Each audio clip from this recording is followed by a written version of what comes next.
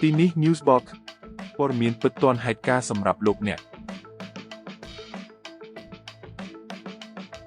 ការចុះហត្ថលេខាលើបទឈប់បាញ់កម្ពុជានិងថៃអាចនឹងខកខានបន្ទាប់ពីការសោយទីវង្គតរបស់មហាក្សត្រីយ៉ានីថៃ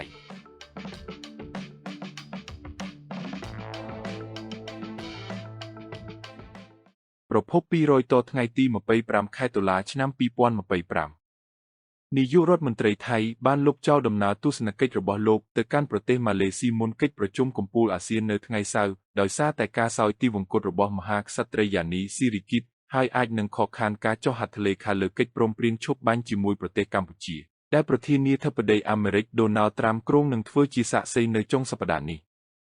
រដ្ឋមន្ត្រីការបរទេសនៃសមាគមប្រជាជាតិអាស៊ីអាគ្នេយ៍បានជួបប្រជុំគ្នានៅថ្ងៃសៅរ៍ដើម្បីចាប់ផ្ដើមចុងសប្តាហ៍នៃការទូតសកលនៅរដ្ឋធានីម៉ាឡេស៊ីដោយក្រុមមកពីសហរដ្ឋអាមេរិកនិងចិននឹងធ្វើកិច្ចចរចាពាណិជ្ជកម្មរួមគ្នាជាមួយកិច្ចប្រជុំកំពូលលោកត្រាំនឹងមកដល់ទីក្រុងកូឡាឡាំពួរនៅព្រឹកថ្ងៃអាទិត្យដែលជាចំណុចដំបូងនៃដំណើរទស្សនកិច្ចរបស់លោកឆ្លងកាត់ទ្វីបអាស៊ីហើយត្រូវគេរៀបចំឲ្យលោកបានមើលកម្ពុជានិងថៃចុះហត្ថលេខាលើកិច្ចព្រមព្រៀងឈប់បាញ់កាន់តែទូលំទូលាយបន្ទាប់ពីលោកបានជួយសម្របសម្រួលការបញ្ចប់ជម្លោះព្រំដែនដ៏សាហាវរយៈពេល5ថ្ងៃកាលពីខែកក្កដាអ្នកនាំពាក្យរដ្ឋាភិបាលថៃបាននិយាយថានឹងមានការពិភាក្សាអំពីរបៀបបន្តពិធីឈប់បាញ់និងថាតើមន្ត្រីម្នាក់ទៀតនឹងចុះហត្ថលេខាលើកិច្ចព្រមព្រៀងនេះដែរឬទេបន្ទាប់ពីលោកនាយករដ្ឋមន្ត្រីអនុទីនឆានវីរៈកូលបានលុបចោលដំណើរទស្សនកិច្ចរបស់លោកវាមិនច្បាស់ទេថាតើលោកអនុទីននឹងនៅតែធ្វើដំណើរទៅកាន់ទីក្រុងកូឡាឡាំពួរនៅថ្ងៃអាទិត្យឬអត់គណៈរដ្ឋមន្ត្រីថៃគ្រោងនឹងជួបប្រជុំគ្នានៅព្រឹកថ្ងៃសៅរ៍ដើម្បីពិភាក្សាអំពីការរៀបចំពិធីបុណ្យសព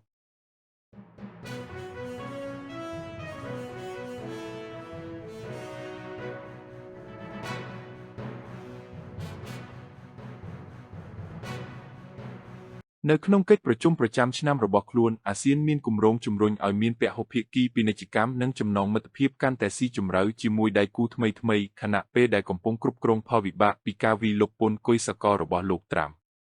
អាស៊ានក៏នឹងស្វាគមន៍ទីមកខាងកើតដែលជាប្រទេសក្មេងជាងគេនៅអាស៊ីជាសមាជិកទី11របស់ខ្លួនផងដែររួមជាមួយនឹងការចរចាក្នុងតំបន់លោក Scott Bessent រដ្ឋមន្ត្រីក្រសួងរដ្ឋាភិបាលសហរដ្ឋអាមេរិកនិងលោក Jimmy Sonkery តំណាងពាណិជ្ជកម្មសហរដ្ឋអាមេរិកនឹងធ្វើកិច្ចចរចាជុំវិញបញ្ហាពាណិជ្ជកម្មជាមួយគណៈប្រតិភូចិនដែលដឹកនាំដោយលោកឧបនាយករដ្ឋមន្ត្រី He Lifeng ប្រទេសដែលមានសេដ្ឋកិច្ចធំជាងគេទាំងពីររបស់ពិភពលោកកំពុងស្វែងរកមធ្យោបាយឆ្ពោះទៅមុខបន្ទាប់ពីលោកត្រាំបានគំរាមកំហែងពន្ធគុយថ្មី 100% លើទំនិញចិននិងការរឹតបន្តឹងពាណិជ្ជកម្មផ្សេងទៀតដែលចាប់ផ្ដើមនៅថ្ងៃទី1ខែវិច្ឆិកាដើម្បីសងសឹកចំពោះការបង្កើនការគ្រប់គ្រងយ៉ាងខ្លាំងលើការនាំចេញរបស់ប្រទេសចិនលើដែកឆក់និងរ៉ែដកកំបោរ